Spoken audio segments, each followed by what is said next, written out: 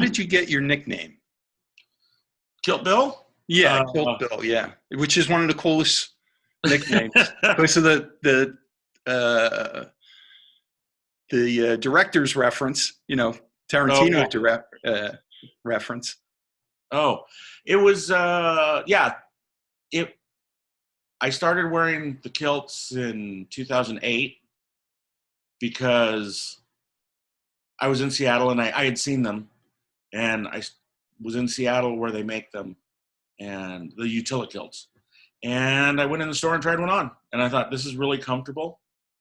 Yeah. I can wear shorts at work, and I started at the place in 2001, and I had literally worn pants 3 times in 7 years at this company. And I just wanted a way to dress up, I guess. Okay. Not dress up, but I wore t-shirts and shorts virtually every day. Right. Sometimes I'd wear a collared shirt, but like a polo shirt or something. But I just wanted, like, well, I have some nice shirts in the closet. I have a nice Brooks. I had a couple nice Brooks Brothers shirts. I'm like, well, maybe wearing a collared shirt and would be nice. And so I thought, well, a kilt, you can kind of dress up a kilt. I mean, a traditional kilt. Yeah. You can dress up to a great deal. But these non-traditional kilts, and I just thought, but I could put on a nice shirt or a coat or something like that, or just whatever. So once I tried it on, it was really comfortable, and I kind of got into it. And in the first, I think I bought the one when I was up there, and then I went on their website, and they have what they call scratch and dent, which are things that are seconds or whatever. And I bought a second one within, like, I think 3 months. So I had 2 to choose from. You were hooked. Within 2 years, maybe a year and a half, I bought 3 more. Oh wow, yeah. So now I had 5, and it was just so I had different ones to wear, and I got to where I was comfortable wearing them all the time. It took me about a month after coming back from Seattle to wear one to work. Like, I'd wear it around the house or maybe go to the store. But that makes sense. Yeah. Yeah. Once I broke that barrier, though, it was kind of like like, people would look at you funny, or some people would comment. People that knew me would comment or ask me about it. The best one at work was the general manager at the time, who I didn't see all the time. I'd probably been wearing it for 5 or 6 months, and because they were in a different building at the time. So I was in the main building, walking down the hall. And he just walked up. He was walking past me, and he just stopped and goes, "Really?" And I go, "Yeah." And he just goes, and walked away. Yeah, exactly. And but he was one of those guys. He's not with the company anymore. He's semi-retired, I think. But he didn't retire, but he quit. But he's semi-retired, like. He wanted a leave of absence or something like that, and he got it. But he was there for a little while, and then every once in a while he would show up. But anyway, he was one of those guys that was from the East Coast. I think he was a New Yorker. Oh, okay. And he just had an attitude like, oh yeah. He was gonna bust my balls because Philly has that too.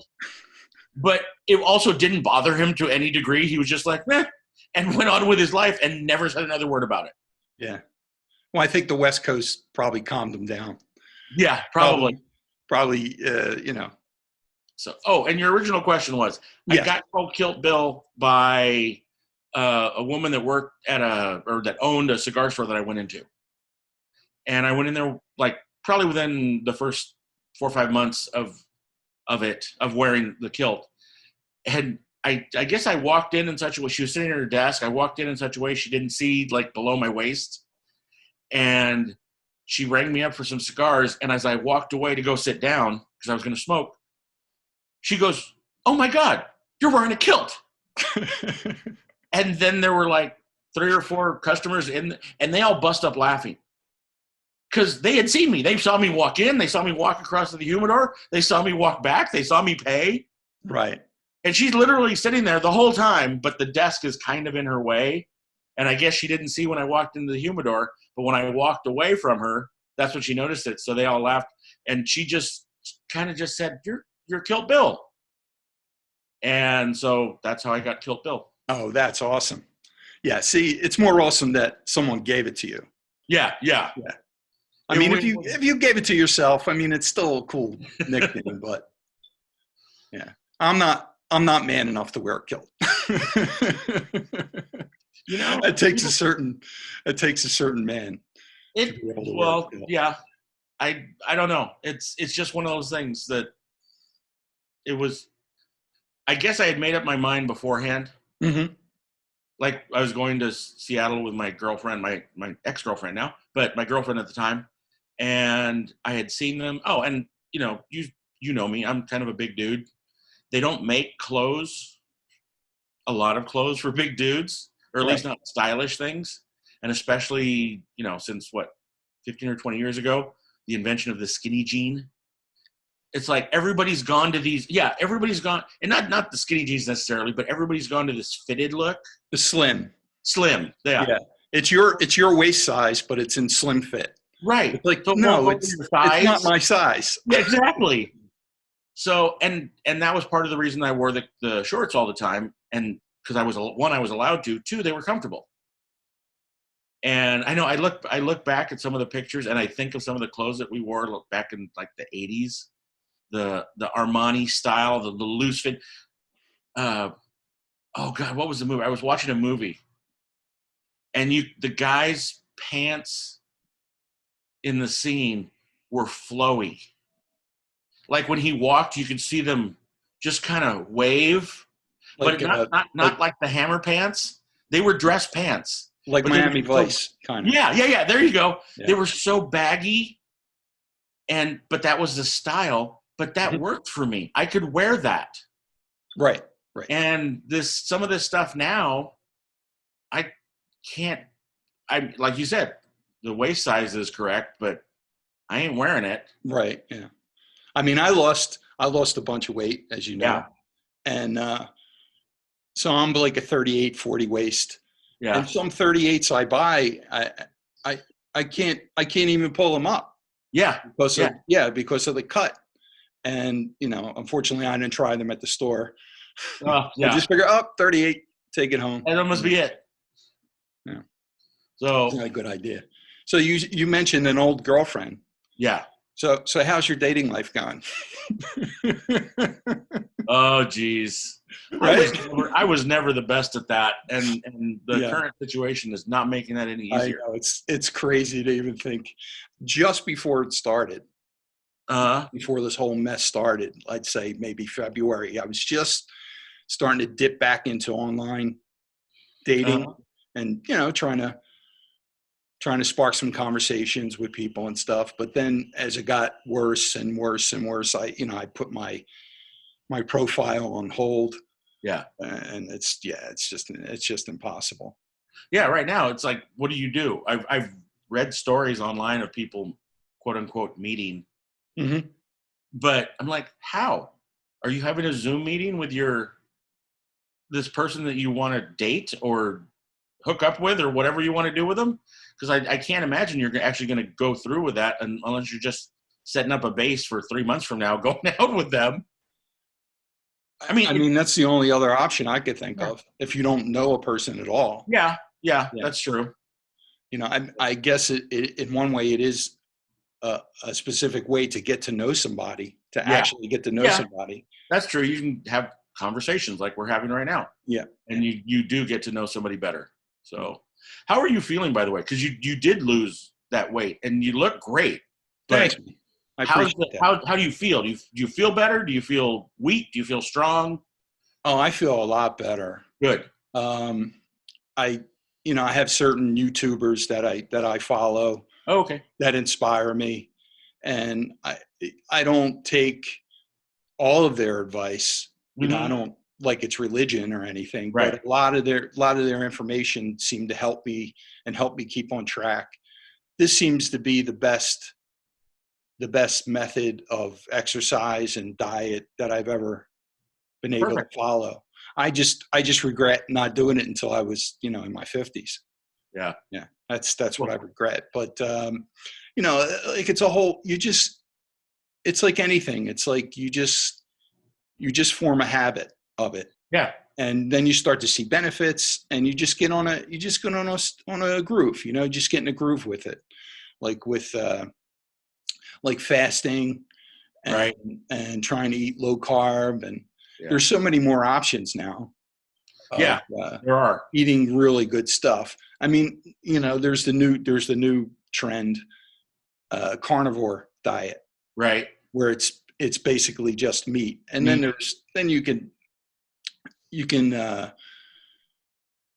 add to it with like eggs and some cheese and stuff, just as long as it's an animal product. Right. And I kind of switched a little to that, but I can't be strictly just animal meat. I can't. I like seeds and nuts. Yeah. And I'm not crazy about vegetables. I could do without vegetables. But, yeah. It's like it took me a while to realize at first I was eating like cauliflower and broccoli, because of whatever benefits there were to it. And then it dawned on me through like listening to these carnivore people. No, you don't really need that stuff. If you like it, great. Yeah. There are benefits to it, but if you don't really need it, there's more nutrition in eggs and meat, right, and fish and chicken and all that stuff. So, yeah, I did pretty good. I think it was 4 or 5 years ago now. mm-hmm. And when I was doing the low carb, high fat, and I haven't really committed to the carnivore thing. And and then I fell off. Like you said, the first 3 weeks was the hardest. Oh my goodness. The first week was the hardest. And then the 2 weeks after that were still hard. Then after about 3 weeks, my body settled into it. I settled into it. I wasn't having the ridiculous cravings.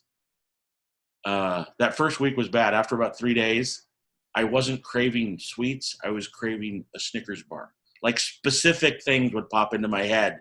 I'm like, I have to have that. When aren't you craving a Snickers bar? I mean, when isn't anyone craving a Snickers bar? Right now, I'm not having a craving for a Snickers bar. I'd like something, but Snickers doesn't have to be a Snickers bar. That was the weird thing for me. It was literally Snickers bar popped into my head and said, I need to get that now. And I was at work.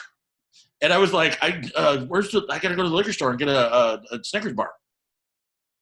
And so, and then I fell off that wagon for whatever reason. I don't remember why. But so getting back into it has been really hard. Like I eat sort of carnivore, sort of low carb, high fat in that vein. But I do like the vegetables. There's nothing wrong with them. But to me, it's the path of least resistance too, because, well, food's available on the way home. I can just stop and get a burger or something. That's easy.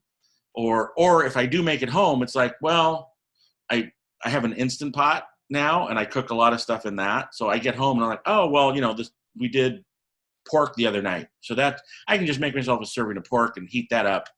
Do I really want to make the vegetables right now? I got to get a frying pan. I got to put butter in it. I'll just have the pork. That's fine. Right. Which is fine too. Yeah. Sometimes I'm just not in the mood to cook, but yeah, there is no other way to eat. I'm not going to, right.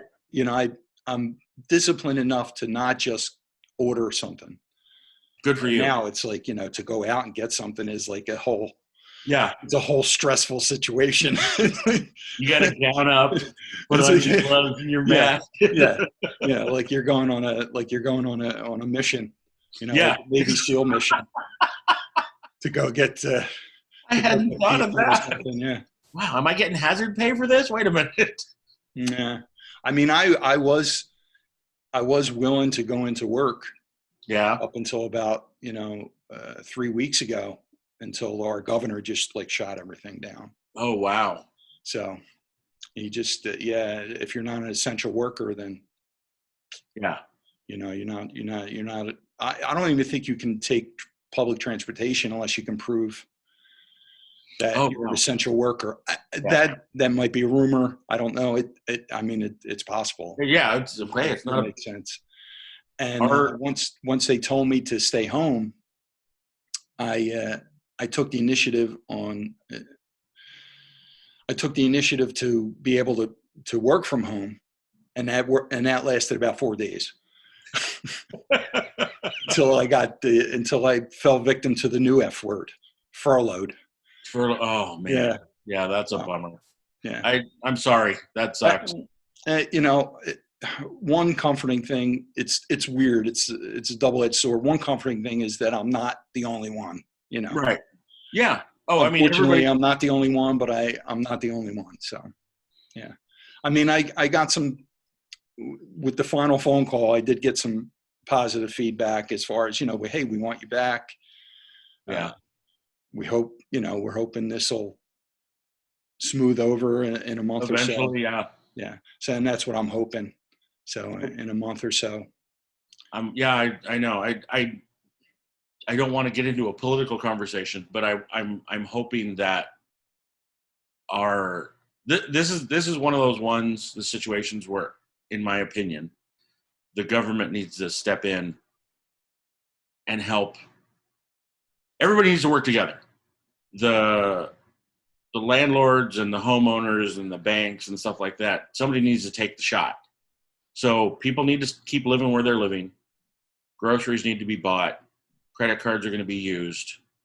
Payments are going to be missed for some things. Mm-hmm. And don't go nuts, and don't, go buy a bunch of stuff with the intent of not paying for things.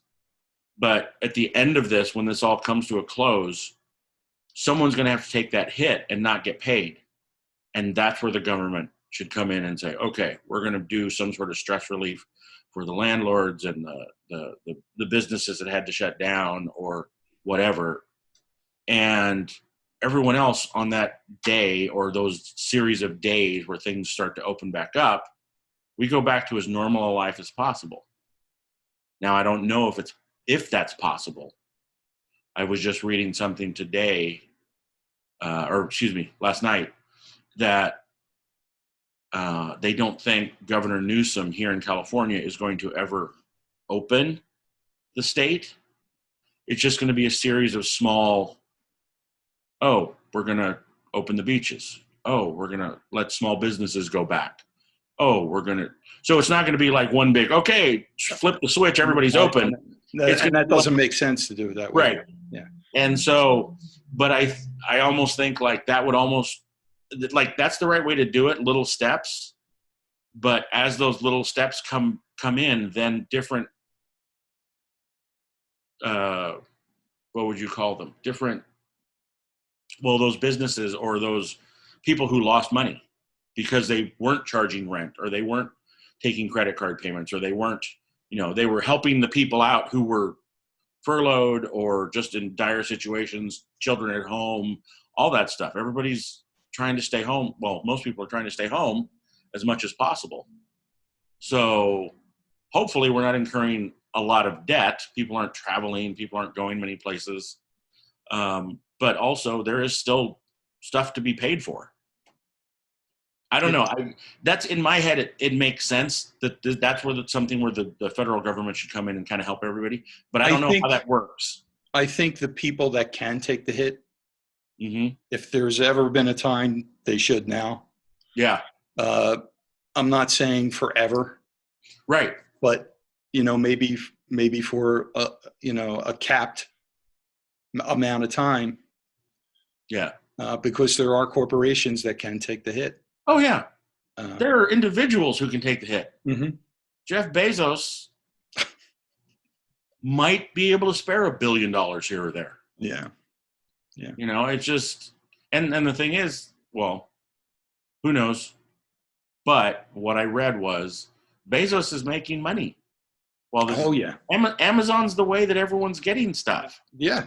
Guilty. So of course. Yeah. His wealth is going up in this time. Mm-hmm. So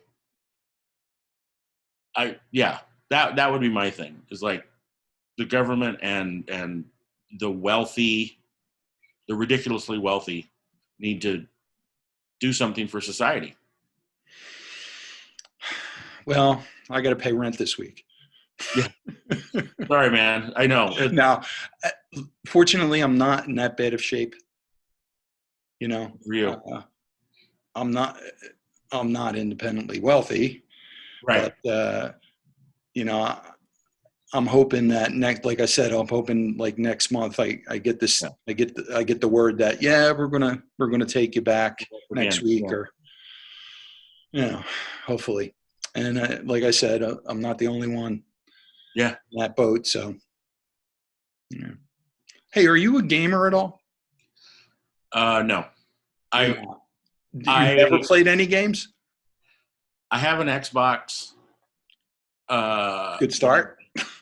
When I got my place, when I moved in here, I thought, I'm not probably gonna spending time alone or be here a lot, so maybe I'll get an Xbox. And I think I remember playing back when I was a kid, and even in my 20s, friends had games, and then I skipped it from like the early 90s until literally a year and a half ago when I bought my Xbox, mostly because I have a what's the word? I just blanked on the word. I get into things, and addictive personality for certain things. Mm-hmm. And I remember back when I was young playing video games, it became all encompassing. And I didn't even have the console. I had friends who had the console, but I was over at their house every day. And it was fine because we were all doing it.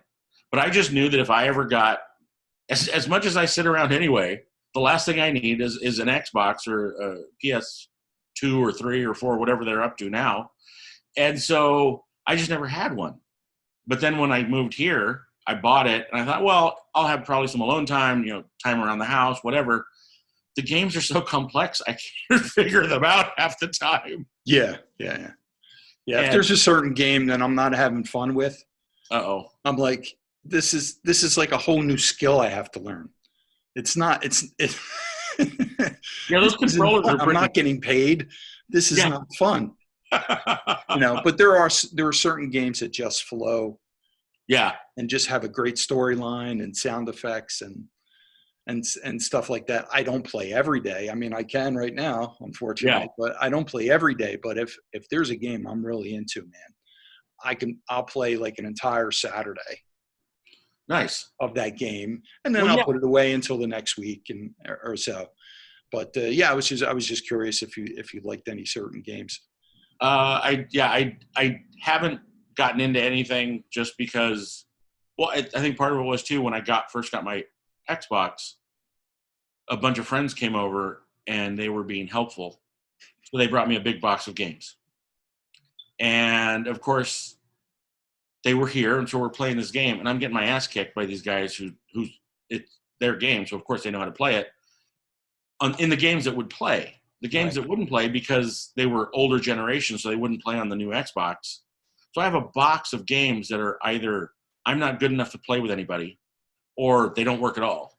Yeah. And I get really discouraged at stuff like that, and I'm like, I got better things to do with my time than one, get my ass kicked, or two, be putting in disc after disc, and it keeps saying, nope, this won't read it. If it's not fun, then why even spend the time? Yeah. And so, and I think that's part of it too. Is like it has to be sort of a natural progression. Mm-hmm. Buy something, you kind of get it. You buy one of something, and you read it, or you play it, or you do whatever, and you enjoy it. So you buy another one, or in a sense of a game, you play more. But like you said, if it's not fun, you're going to lose interest in it and just so I kind of think that's what happened to me in the Xbox is I lost interest in it because I didn't want to put the time in, and it just became, and I just moved into this place, so I had lots of things to do here. But now it's like, this would be a perfect time for that. But I use my Xbox One for other apps too. I watch Netflix through it and Amazon, and there's an internet app on there. So I use it. Yeah, I use that more than I would use my computer. Oh, wow. Nice. So it's my all-in-one computer pretty much. Yeah. Well, you said you're not that much of a gamer. Do you have a preference of first person or third person? Um, Do you know what I mean? I know what first person is. I'm not sure what third person is. Is that where you're You watching? see the entire character play. Oh, okay. You see it like you see the entire person Yeah, play yeah. or shooting or I whatever. think it depends. Like driving games, Uh-huh. I like first person. Okay. And but yeah, like if I'm playing Halo or something like that, I like watching the guy run around, and I like that perspective where you're kind of just behind him or whatever it is, and so you can see. And then if you have a sniper rifle, you double click the button or you click the button, whatever it is now. One of the things my fingers doesn't want to do when I want it to, and it goes through the scope. That's kind of cool. But yeah, I like seeing the person run. I like seeing. I guess you can play first person and still see the surroundings, but I don't know. I don't know why I like third person because it gives me a little better view. Mm. But driving games are fun from inside the vehicle. The last driving game I enjoyed was Mad Max. Oh yeah, I don't even know that one. And it's a couple years old, and it's kind of a shooter, and it's a lot like. Did you ever see any of the Arkham games? The No, Batman Arkham game? not in real life. I've A lot seen of the fighting is like that. Oh, okay. He's always fighting off like a ring of Mad Max guys. Like the the guys with all white makeup and the mohawk. Oh right. And chains I and all can't that think of any stuff. of their names right now. Like he'll be fighting off 30 of them, like a Batman. And Yeah. but that was the last driving game that I actually enjoyed, because the mechanics of the driving was fun, and a lot of it was there's a gigantic map. It takes forever to finish the game, but it's enjoyable. There's a gigantic map, and once you establish a certain point, you can fast travel to it. So you don't have to Oh, okay. drive in real time to that other location. But yeah, that was a cool game. And Grand Theft Auto 3, I think, was the I other played one of the Grand Thefts one time. I mean, to go back, I didn't not play video games for 30 years. I had occasionally been at someone's house. So I actually did play a Grand Theft Auto. Can't tell you which one it was. And that was interesting, but that was just kind of, I didn't know what I was doing. And I was watching them play, and they said, "You want to play?" I'm all sure. And I'm driving around and I'm shooting things and I'm running people over and I have no idea where I am. And I'm just like, what is the point of this? And I think chaos. It's like, it's chaos. It's chaos. It's fun chaos. You just run people over, and there's Mafia 1 and Mafia 2 are like that too. Oh They were yeah. kind of spin-offs of Grand Theft. Well, I think if I had come in at the beginning, I would probably enjoy that game. But it was literally being played in the middle of what was going on, and somebody handed me a controller and said, and the character died or whatever happened, and they said, "Here, play." And so I'm playing, but I have no idea what the motivation is. I have no idea where I'm going. Was I in Los Angeles or Santa Monica? Whichever one that one was. Like I recognized some of the names of where I was. Oh, in the game. In the game, yeah. Oh, okay, cool. But I was like, then it becomes this game of, when you're driving around, really driving around somewhere, and you don't quite know where you're going, but you kind of know where you're going. And you're like, I think we turn left here. Oh yeah.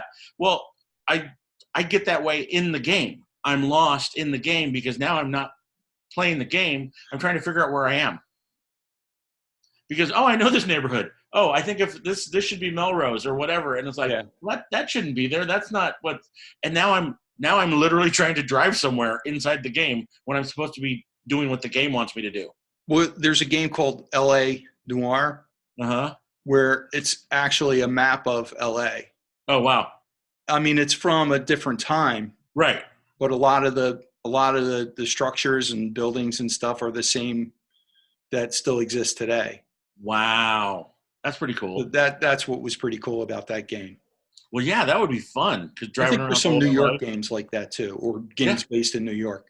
Yeah, it all depends on. See, to me, there's some premium games right. that have great story, sound effects, graphics. Like, I don't know if you ever heard of Half-Life 2.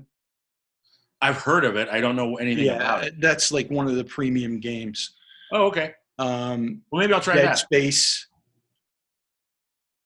Bioshock, the Bioshock Oh, uh, okay. And collection. these are post-apocalyptic, walking through the world kind of things, or Yeah, yeah, for the most part. Yeah, okay. for the most part, very very sci-fi heavy, some steampunk, but just the voice acting and the graphics and the sound effects and the storyline, and it just all comes together where it's not it's not a rip off of another game. It's like an innovator, you know. Nice. And they're the games I can play through and play through again, and then I get excited about like an add-on game and stuff like that. I just played through Metro Exodus. I just played through that twice Oh, because wow. there's a happy ending and then there's more of a sad ending. Oh, wow. Yeah. Oh, that's crazy. So I tried to get the second time through. I tried to get the happy ending, and I did. I got it. Yeah. Good. And the way you get it is you kill less people. If you knock them out, you have more karma, or better karma. Oh, okay. Yeah. Interesting. Yeah. Wow. All right. Well, I'm gonna have to look for Bioshock, or what was the other one? Um, well, I mean, these are like staples in shooters. Okay. Dead Space 2. Well, which Xbox do you have? Xbox X, Xbox One, Xbox One? Xbox One X, I think. Oh, okay. Oh, okay. Yeah, I think you have an even more recent version than mine. They also have some backwards compatible games too Right. that you could just download. I think because and there's a lot of games that are free. Like Huh. I know Dead Space is probably free now, Oh, wow. Okay.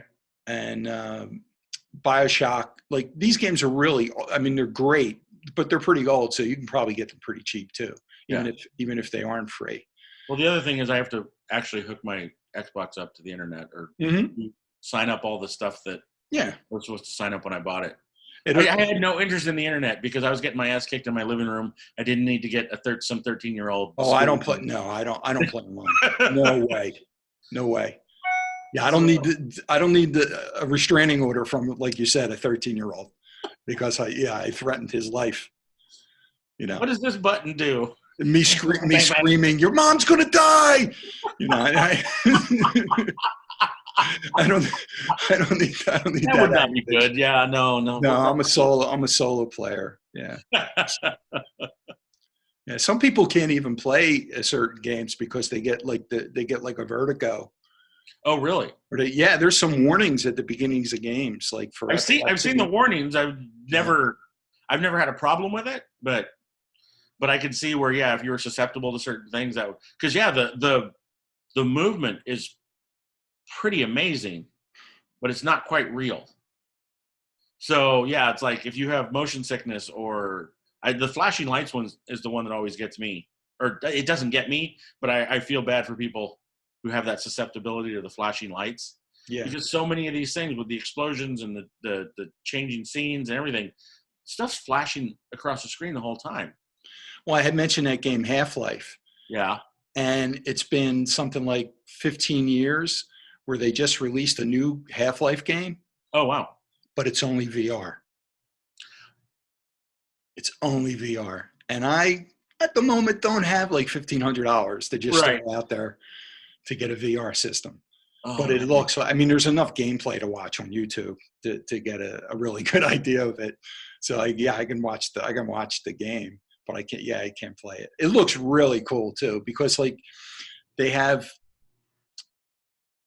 these gloves Yeah. or the controllers where you virtually have to load weapons. Like you have to find bullets, pick them up, put them in the gun.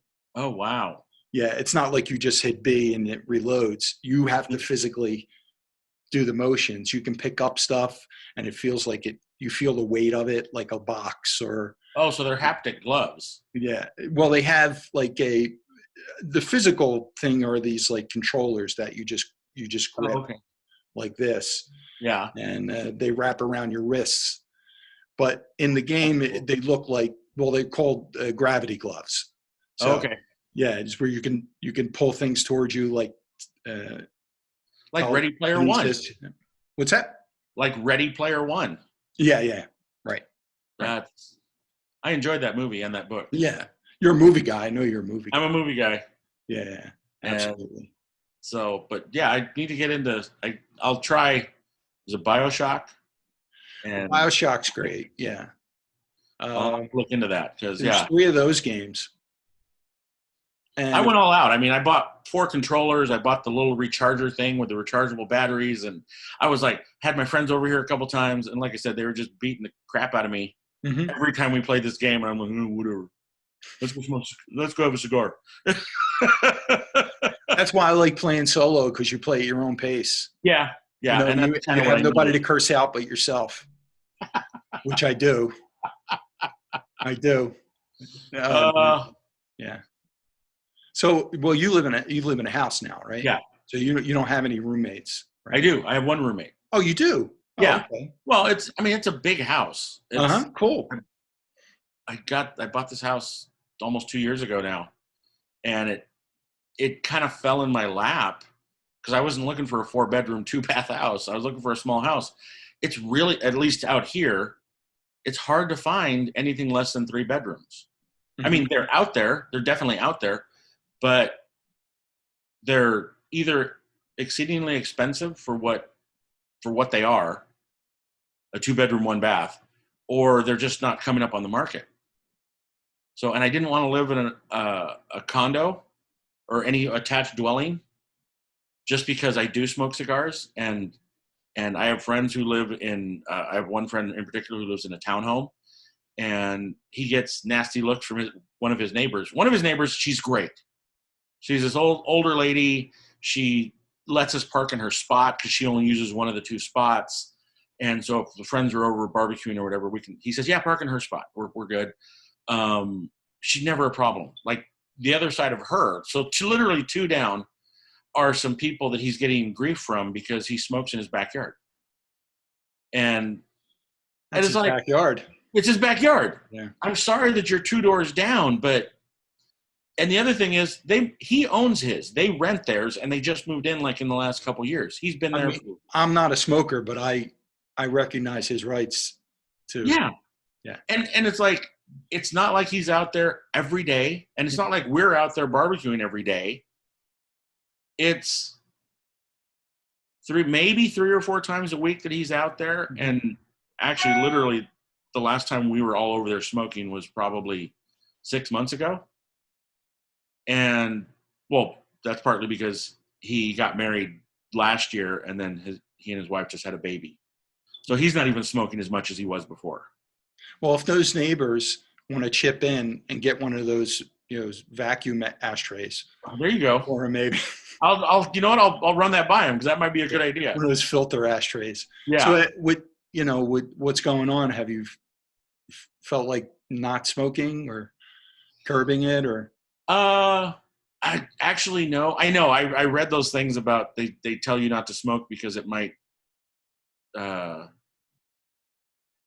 the COVID-19 thing. Yeah. Well, it attacks your lungs. So. Yeah. So, yeah. And it's one of the ways that I kind of deal with stress, and it's one of the ways that I kill time when I'm coming home from work, because it's about an hour drive, and I have a lot of cigars that I can smoke in about an hour. And at the end of the day, I'm tired. And like a lot of people, I probably don't get enough sleep. And especially by a Friday, I'm tired when I'm coming home. So it helps me kill time, and it kind of relaxes me, gives me something else to think about, or nothing else to think about, just the cigar. So you think the benefits outweigh the risk? For me, yeah. It's because I'm not smoking a lot. Okay. For me. Right. And the fact that it's a cigar as opposed to a cigarette or some sort of vape pen or thing like that, I'm not inhaling. Right. Which is also kind of disingenuous because, well, if I'm sitting in a smoky environment, I'm definitely inhaling. But yeah, you're breathing in smoke. Yeah. Right. But yeah. when I'm driving, I got the windows down, I got the sunroof open. When I'm in my garage, which is where I smoke a lot of times, although now that it's warming up around here, I can probably sit in the backyard. I have a fan on. The garage door is open. It's open air. It's as open as I can be, and not so the room isn't filling up with smoke. Am I making excuses? Probably. Well, because hey, I get home, I just want to sit and relax, and sometimes I don't. Sometimes I sit inside and watch TV from in here, but especially on the weekends. Remember, I told you that thing. It's tough for me because I get to go to work during the week, but then that from 7:00 Friday night to 7:00 Monday morning, I don't leave the house. Right. And if I just open the garage door, I feel like I'm out. I feel like I'm outside. I see neighbors going by, wave at the guy across the street, people walking their dogs or taking their kids for a walk.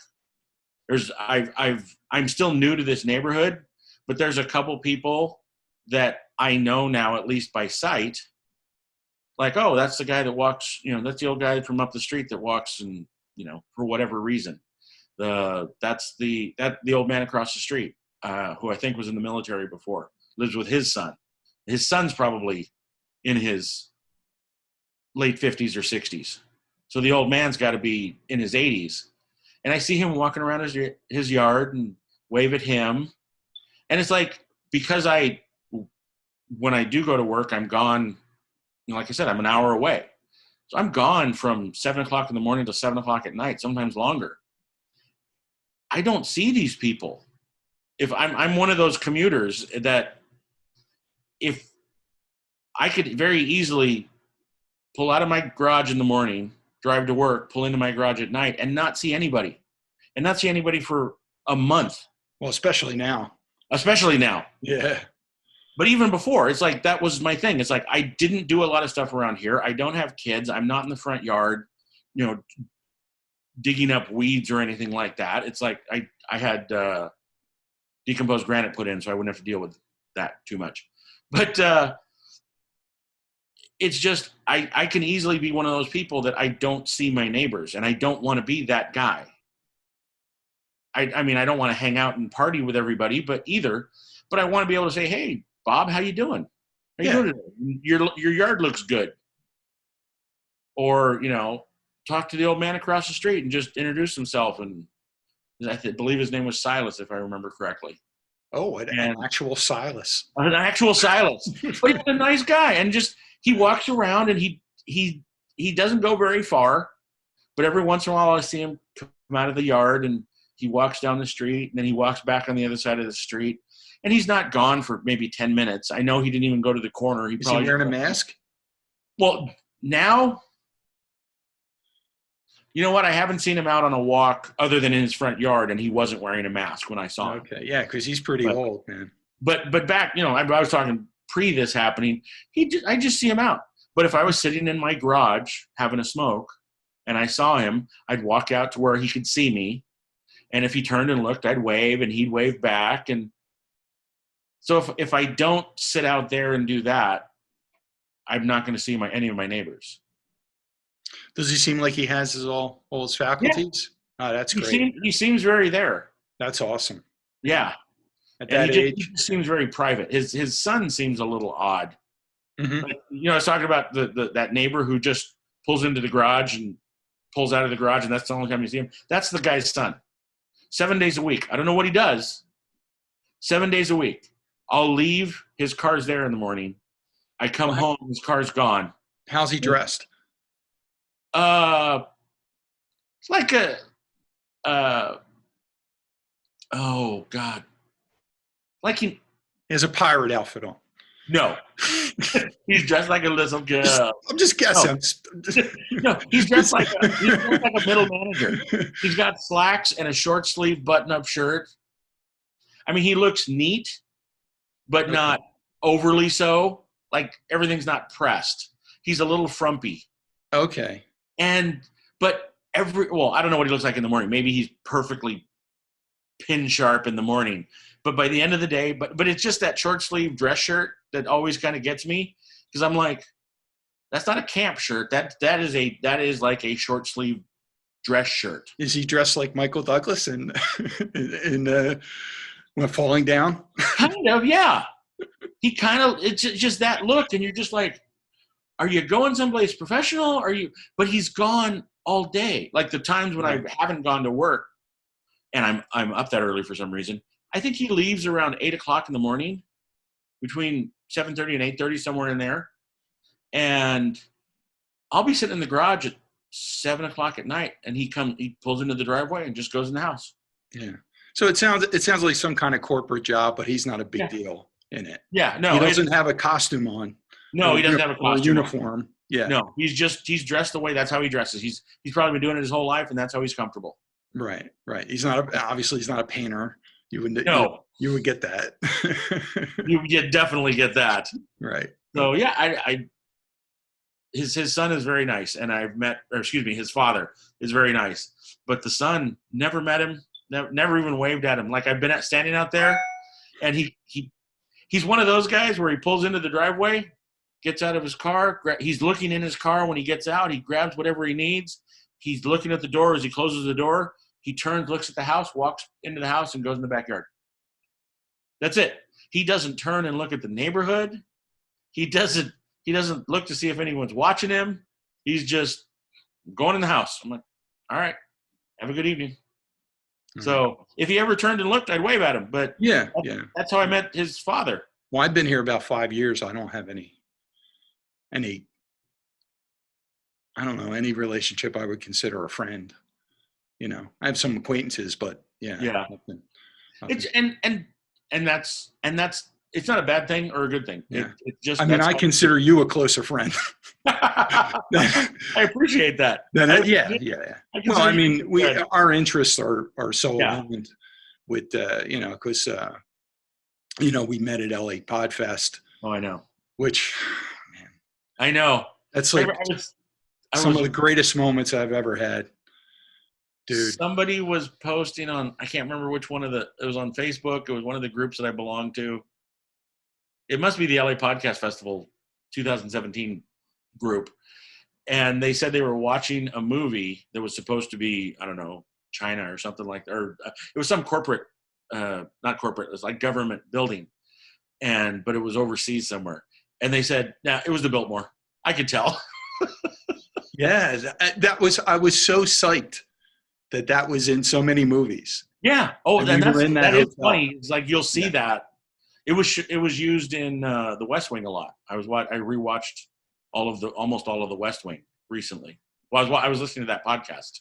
I know. After we were there, I looked up online. How many movies are related? Probably a bunch. Were shot in there. I think The Sting, and I guess the biggest one is I think The Sting and Pretty Woman. And Ghostbusters is Ghostbusters is that one gives me chills because it's like, oh yeah, that's where Bill Murray, that's where they walked in through, that side entrance, that's where they came in through. And then you look online and you see the picture of them walking through the same doors that I took a picture. I just took a picture of the empty doors. Yeah, just to have that picture and to compare it. I know. Do you remember me telling you the story about security stopping me? No. Yeah, I got accosted by security. Coming in there? It was the first day. I got there early. So I was just sitting in the lobby, people watching pretty much. Wasn't talking to anybody, wasn't harassing anybody. Yeah. And I get up to go walk towards those doors I was talking about to look outside. I get surrounded by 4 or 5 guys. Wow. Yeah. And the head guy walks up to me and he's like, "Are you a guest in this hotel?" "Yeah." Can I see your pass?" I'm like, okay. I figure I know they're security. Yeah. So he looks at the pass. He goes, okay, yeah, we're security. And I didn't say, but I'm like, you might want to start with that one. Yeah. You know? Jesus Christ. And there's like 4 or 5 guys surrounding me. And he goes, do you mind if I go confirm with the front desk that you're actually I said, go ahead. So he actually took my pass. He went to the front desk. He came back and he gave me my pass back. Yeah, sorry for the. And I asked him, I said, what is it about me that, and then he gave me some kind of bullshit answer. Yeah, exactly. And they also went into my room. Really? They also went in my room because they said, yeah, we saw your black backpack and we think somebody else had it. They gave me some kind of bullshit excuse or whatever. Did you complain? I did not complain because I wanted to enjoy the weekend. So I didn't make a big deal about it. I think if they went a little further, yeah, like nobody physically touched me or or pushed me I mean, he was pretty apologetic after that. But I don't understand. I don't know. I just had that East Coast maybe suspicious look to me, I guess. I don't know. I get that from a lot of people that I know that grew up here. They don't understand East Coast. And I've met a lot of people from the East Coast who now live out here, and they don't understand. It's like, why is everybody so laid back? Or there's definitely things, and because I don't know why, but yeah, but it's not a big deal. But it also is, I did feel out of place in that hotel because not the whole time, but whenever I was by myself, it was weird because, I'm wearing shorts and just a t-shirt or whatever, and probably had a beer on me. And a kilt. And a kilt. And a kilt. Yeah, my kilt on. Yeah, my kilt on.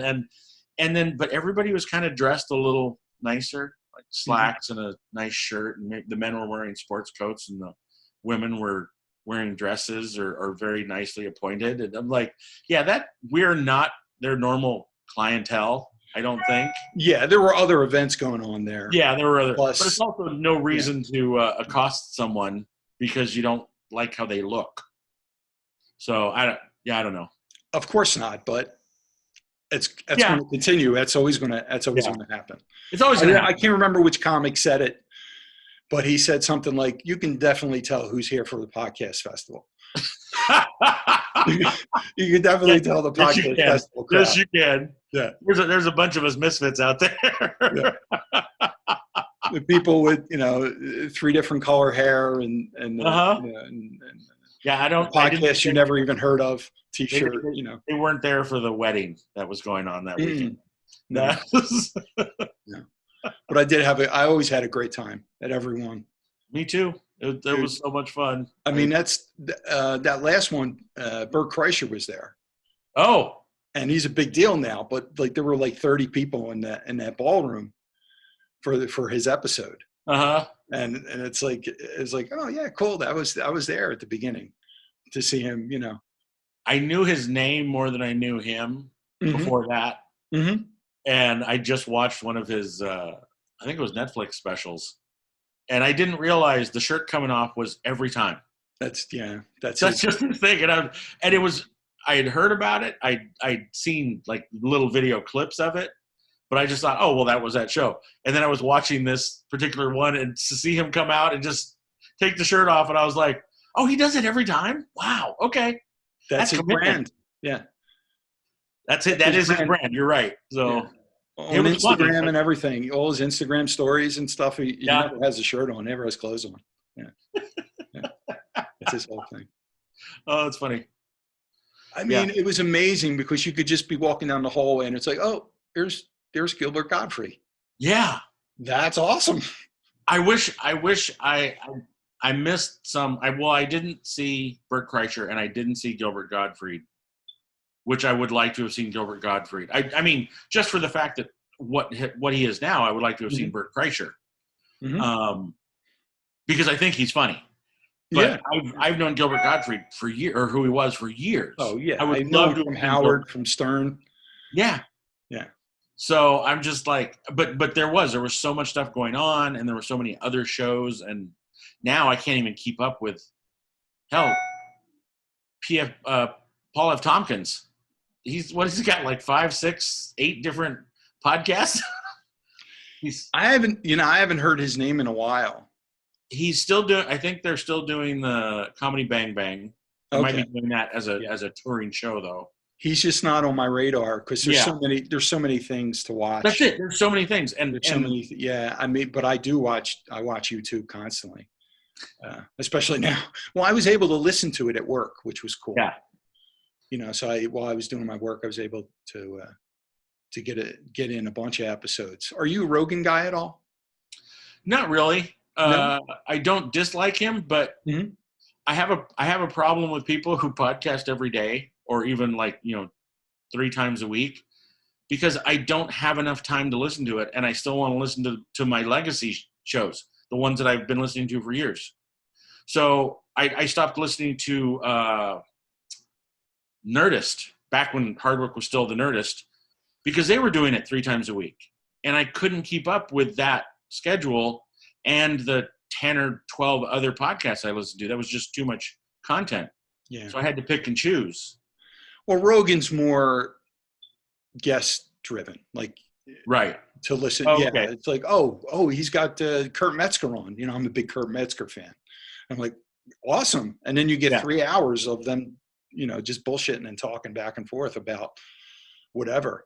But is he on YouTube, or is it a he's podcast? On YouTube. Yeah, he has a podcast, but he also posted on YouTube. Yeah, I think he's the YouTube star, really. Is it a pay window, or is it? No, it's free. Oh wow, okay. Yeah, he plays all his ads on his audio podcast, and then he might bring some up during the YouTube channel, but he doesn't really do any commercials on the YouTube. Well, yeah, that's the other thing is it's a lot of content, 3 hours, which is cool if you like the person or if you want to know more about somebody. But so you're like a completist, like you gotta. And that is my problem. It's like I unless it's like I have been told there's little clips of things that I should go see on Rogan. A friend of mine is a Rogan guy. Yeah, well, there's a clip channel. Oh, is there? Yeah, there's an actual Rogan clip channel where you just get if it's in your feed, it just comes up like these 10-minute clips. Oh, okay. Yeah, well, I got a lot of solid advice from him about diet and exercise too. Yeah, appreciate. Yeah. Oh yeah, because is he a paleo guy or a carnivore guy? Well, lately he was. Well, I don't think he's doing it right now, but yeah, he's a big carnivore guy. Okay. He did it for about a month or so, and he really liked the results that he got with it. But he's into all kinds of supplements and different exercises and training, and he's into all that stuff. That's my buddy who kind of got me on the low carb, high fat, and now he's a proponent of the intermittent fasting and the carnivore thing. He's kind of a workout guy. He's a big dude like me, but a workout guy. And so he's always telling me, he goes, Pavel was on Rogan today. You got to go check out Pavel. You know Pavel? I can't say his last name. No, I don't know that name. He's a kettlebell guy. He's I think he's Russian. Oh, you know what? I may have come across one of his videos because I was looking up kettlebell exercises. Okay. And Pavel is great. He's amazing what he can do with the kettlebell, and he's in great shape. But it takes a while to get there. But my buddy was telling me about Pavel. He goes, you go check out Pavel and doing the thing. So it depends when you start, your genetics, your diet. It's and it's not going to be the same for every person. Right. Absolutely. I think as much as I work out, I should be in a lot better shape. but I'm also 56. Yeah, so, and 55. I'm not going to bounce back like I'm 35 anymore. So, but that's why it's better to maintain than you don't need to be the biggest guy. You just need to extend your life and feel comfortable in your skin and be able to get up off the couch when the door. That's why you have that regimen of whiskey and cigars. Exactly. I just leave the front door unopened and keep the gun next to me. Come in. Yeah, for the most part, I've been pretty good, but with all the stress that Oh yeah. people are going under, I did fall off the wagon a few times, like diet wise, But you know But the thing with that is, yeah, here's mine. I totally get that because I'm doing that too. I can't tell you how many pints of Ben and Jerry's I've had in the last month. And hey, every once in a while Ben and Jerry's is really good. And so once in a while. every once in a while I'd treat myself and have one. But I There's probably actually keto ice cream. There's what? There's keto ice cream. Oh. That's actually, it's not made with sugar, and that's where the keto comes. It's made with like erythritol or stevia. Yeah. So it'll be 300 calories, but the carbs will be like 4 net carbs. Wow. Okay, I'll have to look for that. There's one called Rebel. Rebel. Okay, I'll look for that. And they the carb count varies, but I don't think any are above 6 net carbs. Nice. That's good. Delicious. Yeah. Okay, that's even better. Yeah. Yeah, because the Ben and Jerry's, I think they're a little above 4 net carbs. Just. No, oh yeah. Well, it's all the sugar. Oh yeah. But that's why it tastes so good too, because it's loaded with sugar. So yeah. And Rebel is not a sponsor. So I don't think anything. If you want to buy it and try it. But I'm just saying it's delicious. They're not a sponsor. They can be. But there you go.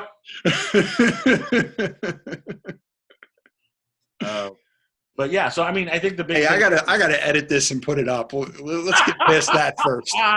Let's get past that point first, okay? We'll start talking about the sponsors. Yeah. No, I was gonna say that I think the thing about that is though you have to give yourself room to be human, and it is stressful. And if you fall off the wagon, how dare you call me human? Humanoid. Yeah. How about that? Okay. And but you just have to give yourself a break, realize you're humanoid, and start again. And there's no clutching of pearls or self-flagellation or just beating. I had to sell my pearls, Bill. Thanks. I'm so sorry. Oh my gosh. And but you just have to go on with your life and go, okay, I made a mistake, or that was the thing, and now I got to get back on with the thing because right. That's pretty much what I do. And I don't do that. I do the exact same thing, which is why when I fell off the wagon 4 years ago, whatever it was, and it was hard to get back into it. Oh, I remember why, because I was living in my folks' house, but they lived in Florida, and then they moved back from Florida. Well, I had a whole regime of going to the store, buying good stuff, not buying bad stuff, and just keeping the fridge loaded with things that I could eat as a snack, things that I could make for my meals and this, whatever. But when my folks moved back from Florida, they moved back into that house. And they didn't eat that way, and they have a bit of a boundary issue with me. And so all my stuff got moved out to the second fridge in the garage, which unfortunately was not an attached garage. Because even then it would have been like, okay, well, I gotta go. No, I have to go outside, walk through the yard, and go into the back garage to get my food. Right. And so it just. Well, you would think that would be better. Hey, exercise. You would think that would be more of a deterrent. Well, no, that was the problem. Is all of my stuff that I was buying was way out there. Well, now it became inconvenient. Right. So I stopped buying the right stuff. I stopped eating the right way. And then I lived there with them for a couple years. So, and it's really hard. I need a routine, and I need not support I just need a supportive environment, I guess, is what I'm saying. So I don't need people telling me, hey, have some Ben and Jerry's. I need people saying, how's your food going? Or you want to get something to eat? And I'm saying, well, I'm eating a certain way, so can you bring something over here? And I'll just make my lunch or my dinner. And oh yeah, cool. But if people won't take no for an answer, or if people won't respect your boundaries, yeah, it's really hard. I mean, it's tough. It's tough right now a little bit because my roommate brings chips into the house and now they're his, so I don't have that much of a problem with it. But he's always saying, "Oh, no, whatever. If you want some chips, just have some chips. Oh, if you want to, just have." Oh, Yeah, but, so he's making it easy. He's an enabler. yeah, he's an enabler, and he's not. But hey, that's his thing. Mhm. He's allowed to eat how he wants, and he doesn't have a problem. I need to be very strict, at least in the way I choose to eat, Right. and stay on that thing, whether it's low carb, high fat, or. Well, what I found worked best for me was to gradually bump it up. Oh, Like okay. at first, what I did was I didn't eat until noon. Yeah. And then I started cutting out like all sugar, but I was never like a real big candy guy. Mm-hmm. I like cakes and ice cream and stuff, but I would still stay away from that stuff. Then and no soda really, but there's so many substitutes with soda now that it's not a big deal. Like Zevia is pretty good, Yeah. which is a soda that's sweetened with stevia. Right. And they Okay. have all the flavors of the rainbow. So, but I did it gradually. I said, all right, don't eat until noon. All right, really concentrating on cutting out the sugar. And I just Yeah. month by month, I just gradually, and then, all right, no bread, no Yeah. pasta That's a and hard stuff. one. What's that? That's a hard. The no bread That's is a a hard hard one. I thought you said that's heroin. And I'm like, one. yeah, Hey, that's, yeah, it kind of is. that's carb heroin. Yes, absolutely. Absolutely. Yeah, and you're right. That's what I need to do too. It's not that advice I gave you is like when you fall off the wagon, you just no guilt, just get back on it. That's the problem I have as well, is forgiving myself for making a mistake. Well, that's what I was saying to somebody through text today. I was saying, yeah, I've been indulging a little bit more than I want to. Yeah. In these last 3-4 weeks, maybe 2-3 days at the most I did. Yeah. But the one agreement I keep with myself is just for that day. Next day, you get right back on it. You just get right back on it. Don't let it go into 2 days, 3 days, and a weekend. And no, that's one agreement I have with myself. And the stuff that I have around really isn't that bad. What I binge on is my son's snacks because I get this stuff for him. Yeah, because you have to have that in the house. So these fruit bars, Oh. and they taste, dude, they're like big, chunky, fruity apple or blueberry, and they're like, my mouth's watering now, right? So a couple of days ago, I'm like, that's it. I'm killing the box. That's it. And then the next day, I get up, I do some cardio, I do some kettlebells, and I'm like, yep, you're back on it. I'm just hoping to spread those days out. I don't want them to ever get into, like fall into a trend. But I've been doing good for so long that I think I have all the proper tools in place. Good. Yeah. Unless I don't know. I mean, this is pretty stressful right now. What it is. Going through. So if I can keep it, I try to get up every day, keep my exercise routine, take a walk, plan my meal. That's great. Got to do all the right stuff. So if I can keep on that, agenda, that's keep me going. So that's the thing, man. One day at a time. Literally. You know what I wanted to ask you about? What's that? You were saying that you were checking out some Zoom shows. I wanted to. I haven't yet. Oh, okay. Yeah, I was wondering what that was like. Comedy. I don't know. The Never Not Funny guys are doing that. I think that's what I said earlier. Never Not Funny guys are doing a thing next Saturday for flappers. I know Jackie and Lori have been involved in a couple. Yeah. I guess a lot of other people are doing them now too. I don't know where you find out about them. I don't know if there's a list. I think if you follow a certain right comedian, yeah, they'll put it out there because they want that, they want that, right. They want that audience. They want the bucks, whatever they can make. Yeah. I mean, I can't imagine what they're going through. Like you spent 30 years on a career. You're finally a headliner. And then everywhere that you headline is just closed. And the carpet is literally pulled out from under you. Yeah. And you don't know. And even when it comes back, the club owners I've heard a couple comedians say this. how are they going to deal with this 6-foot thing? Because you can't just pack everybody in like you used to. At least not right away. It's got to be less people. It has to be less people. So, and I think Jackie mentioned it, but I know that Jimmy Pardo did. Because he's been talking to these club owners too. If they're not going to be able to fill the show, and people are just going to want to get out of the house anyway, they're not going to be paying as much, so they're going to be hiring more local talent to headline and feature and that stuff.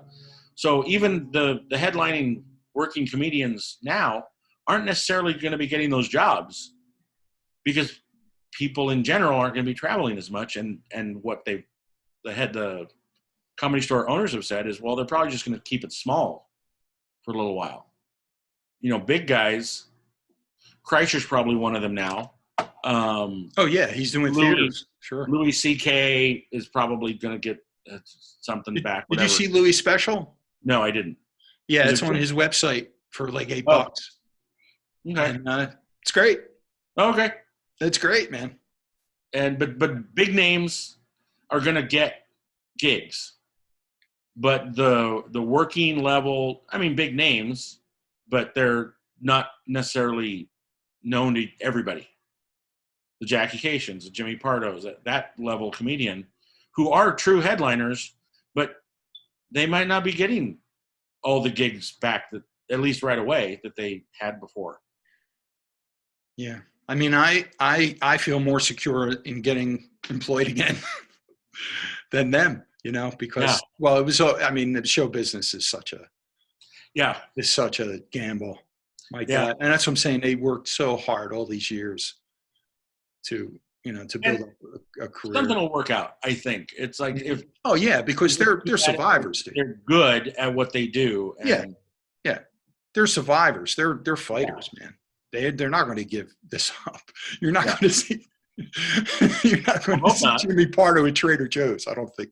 I don't think so. Although he would be great. He would be hysterical giving out samples. Oh man, that would be awesome. Indeed. Oh man, you know what I thought of? I didn't put it out there. I thought of writing a comic, leaving a comment or something. But with the VR craze, you think it'd be possible to do a show through a VR system? Where they would actually see it, because the whole criticism is that you can do a show on Zoom, but you don't really see people. You're not really interacting with people. But in VR, you would have the virtual reality of an audience. Do you listen to Jackie and Laurie? I did today. Okay, and I did in the past, but I haven't steadily. Okay, but a couple weeks ago, when this first happened, I guess they were talking about that, and Laurie was adamant that she wasn't going to be doing a show on a computer or something to that effect. But I think she's done. She's done them. Well, and then Jackie did one, and she goes, "No, it worked. It was okay. You kind of work your way through it." And then they did a Jackie and Laurie one. I think that was what happened first, or maybe Laurie got on another one somewhere. And she kind of came around to it really fast. Now, is she just saying that because she wants to keep doing them, or does she really believe it? I don't know. But I would think it's like anything else. You got to try something first and then see if it works or it doesn't work. And if it doesn't work at all, that's fine. But if it even works a little bit, if you get to scratch that itch a little bit when you're not doing it at all, it's going to be new. There's going to be issues. There's going to be things. There's going to be a learning curve. And I think with VR, I think there's a higher probability or a higher possibility for VR, but I think VR is a bit away from everybody. Because that's the I brought it up. Because your audience has to have it. Yeah, the movie Ready Player One, it was worldwide. Everybody had these virtual reality things, and they were all different levels, but everybody had it to some degree or another, or just about everybody did. So when the market saturation reaches a point where what, 5% of the population, 2 to 3% of the population have VR units and can do stuff like that, that's when the wave for the technology itself will take off. And I think what you're saying is these VR nightclubs, if you will become a thing, because you can populate a room with people's avatars. And as the technology goes up, it becomes more than just an avatar of a face and some eyes and a fake body. Then it becomes this avatar for the whole person, and you can see some people sitting there. Yeah, and that's what I'm saying. Yeah, physically, yeah. I think that might be some way down the line, but yeah, and then an audience member is looking around, looking at other crew. Yeah, the other people in the audience and the stage, and yeah. I think that would be interesting if they developed that. That would be really cool. Yeah, I'd like to see that. Especially as far away as I live from most of these comedy clubs. That would make it a little more accessible for me. I don't have to drive 3 hours to go see somebody do a hour-and-a-half set and then drive 3 hours home. Well, I mean, nothing replaces the live. Oh yeah, live comedy. That's, I mean, to talk about the festival again. I mean, to me, it was such a treat to be able to just sit in a conference room and with Kevin Pollak. And here's the sheriff from Stranger Things. Oh yeah, David Harbour.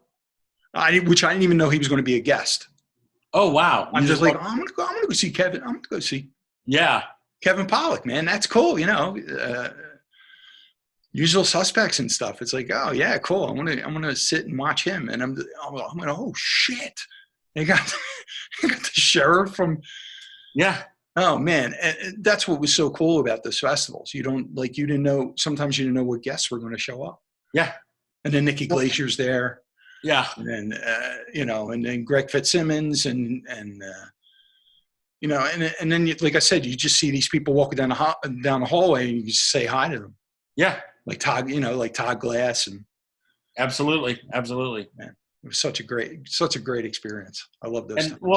And I think for me, the experience the other way, like what you just said, you see somebody walking down the hallway, and out on the street, I'm hesitant to, if I see somebody, I'm hesitant to approach them because we're out in the street in public.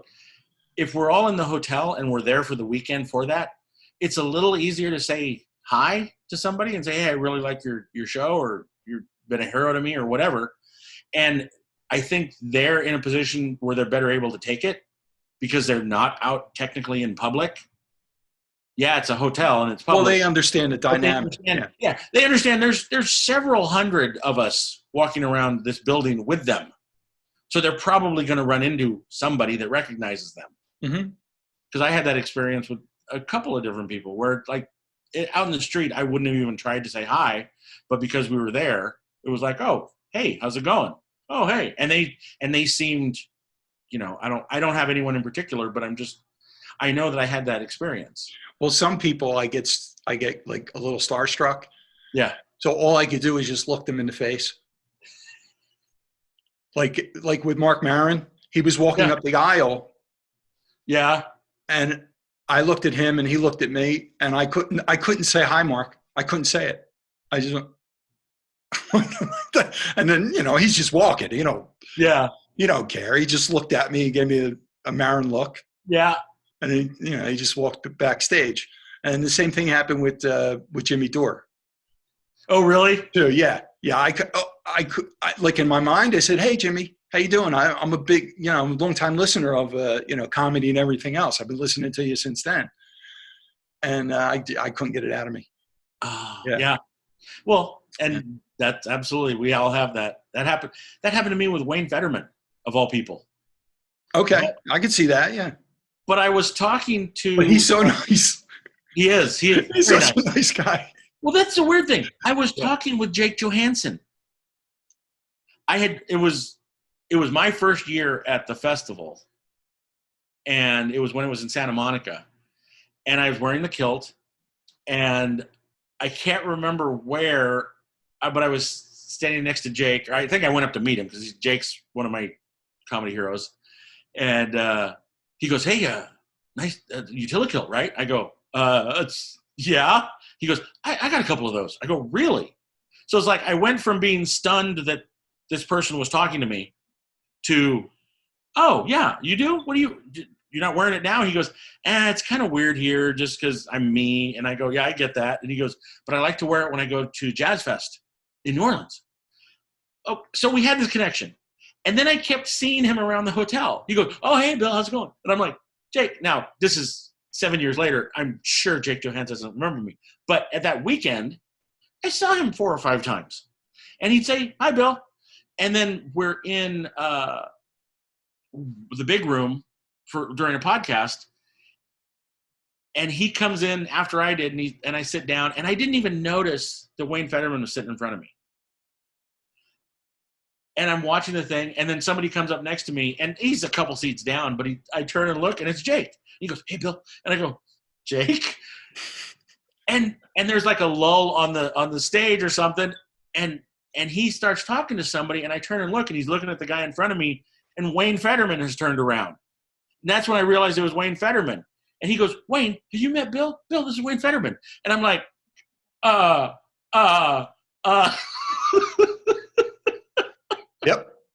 Yep. I know that feeling. Yep.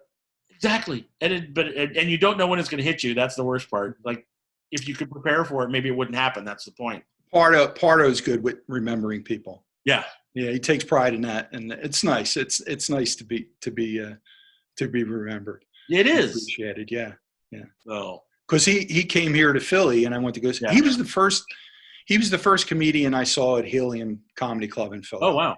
He was the first one I saw. And then I went to the festivals a bunch of times and, said hi to him there. And then when he came back to Philly, he actually remembered me. He actually remembered my name. And I thought that's cool, Yeah.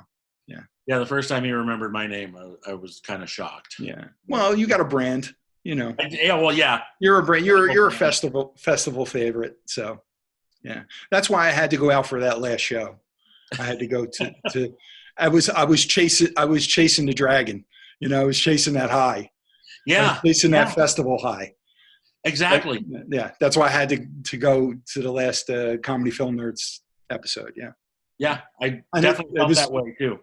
And I was nerding out because that's the theater that Bill Burr had just done a live episode on. Oh, I didn't know that. Oh, that's cool. And I'm like, yeah, that's the chair he was sitting on. That's where he put his feet up. I'm like, oh, that's cool. Yeah, oh man. Oh man. And that's what I was planning to do this year, was to come back out to LA. Oh, nice. And just like maybe get a hotel near that theater and just like go there every night. Yeah. Or maybe go to the Comedy Store one night, Yeah. Just do a little comedy tour. But that's not happening. That's not going to happen this year. Yeah, I know the feeling. Yeah. Well, I was talking to Erin. Yeah. Through text, I'll check in with her, see how you're doing. And I told her that idea, and she goes, "Yeah, let me know." Oh, cool. So she was willing, maybe next year, she was willing to come out and just hang out. I said, "Yeah, it wouldn't be the same without you, Get the band back together." Yeah, because it is one of those things that, like, we got together originally because of the Podfest, but there's nothing saying that we can't take a weekend or a week even and do a similar thing. Yeah. And just have a smaller group. Actually, I was thinking of putting it out on the LA Podfest Facebook page. A couple people have brought it up at different times. Like, why don't we all just get together one 3 or 4 day weekend kind of thing and just go see shows together, or go see whatever shows we want to see together. And we can put it out to Chris and Graham or Pardo or Jackie and Lori or whoever, those people that we've met and became friends with. And if they happen to be in town, or if they happen to be around, or maybe we can get a big, and if 5 people show up, then it's easy and we just go have dinner somewhere. If 30 people show up, well, maybe we can get a big room somewhere and where you need a minimum of 20 or 30 people, and we go have a big dinner, and everybody just puts money in, and we all. But I'm not that's going way down the line. That I like your idea of just hey, start simple. Well, now we can't. Yeah, now we can't because we have to keep in mind how many people right can be in one space. Yeah, I mean, that's true. I mean, for the last couple of years, I was struggling with the idea of maybe managing a comedy show and maybe getting like a Mike Schmidt to headline or something, to get them to come out here, and rent a theater and have my favorites play it. Yeah, that's almost a crazy idea right now. Right now it is, but those are good ideas, and maybe you never know when things like that happen. But I think a small get together is definitely definitely 3, 4, 5 people. Yeah. We can always let others know. Yeah. And that's the great thing about social media. You put it out there, and if people show up, they show up, and if they don't, no worries. Yeah. But that would be fun. I connect more with comedy and movies and all the kinds of stuff that we're both into. I connect more with you and Erin and other people at the festival than I do people locally here. Right. I just haven't hooked up with anybody. I mean, I have a couple old friends where we like the same old music and movies and stuff like that, but they have their families, their lives. Right. So, but yeah, like that's what was so great about the festival. It was like, I'm with my tribe right now. Yeah. I absolutely got that feeling. And that's, you know what I mean? Yeah. No, absolutely. You know what I definitely mean. Well, and again, going back to when you were asking about the dating thing, it's like, I don't know if I'm just more set in my ways or. Oh, we are. we definitely are. Okay. Confirmed. I can't imagine living with somebody right now. But it's even the meeting people. It's like, one of my first questions is going to be, do you listen to podcasts? And if they say no, well, we're pretty much done talking because I have nothing to relate to. I mean, yeah, there's still a whole world of things, but it's going to be harder to talk to this person about the thing that I've done more than anything else for the past 10 years. I've listened to podcasts. I've gone to see podcasts. I go out of my way to see comedians who are on podcasts. Because work, home, and those are the big things in my life. I mean, hopefully I'm a little more varied than that, and we can carry on a conversation. But it's just, you're just mentioning your passions. It is, it's kind of a big thing. If somebody doesn't listen to podcasts at all, and even if they do, well, what do you listen to? And there's some people that don't like conversation. They don't like listening to conversations. They like a TV show. They like a reality show. Okay. They like sports, Okay. But like some people don't get that I don't like any sports. Like I'm not really a sports guy, I understand the enthusiasm about it, but it's just not, it doesn't really do anything for me. But yeah, some people did, like when somebody says to me, I'm not really a music fan. I'm like, what? Freak? I don't feel that strongly about podcasting, but I mean, it's in my profile, my dating profile, interests, podcasts, YouTube, it's definitely there, and I read a lot of profiles where they don't really mention podcasts. I maybe came across maybe 2 women that mention that in their profile. There's a lot more podcasts and there's a lot more people listening to podcasts, but it's still probably a relatively small percentage of the population. Comparatively. Well, the thing is, if you have a certain niche, if you have a certain interest, there's probably there's something for you. Yeah, absolutely. Yeah, and then there's better quality ones and then less quality. Right. Yeah. Kind of quality's getting crazy. We're lucky because we like comedy. Yeah. So people know how to perform and talk in a microphone for the most part. Yeah. So. Well, dude, it was great. It was great fun talking to you. It was a lot of fun, and I'm sure we'll do it again. Absolutely. So, thanks for listening. By the way, I almost went all the way through without screwing up my language. Thanks for watching. Yeah. Oh, that's going to be edited out. Definitely. That's, hey, you have the power. More than those dings. What are those dings coming from your end? Oh, it's my notification. I didn't even think of that. The notification when I get an email or something. It's okay. It's all right. I turned the ringer off on my phone. I remember that much.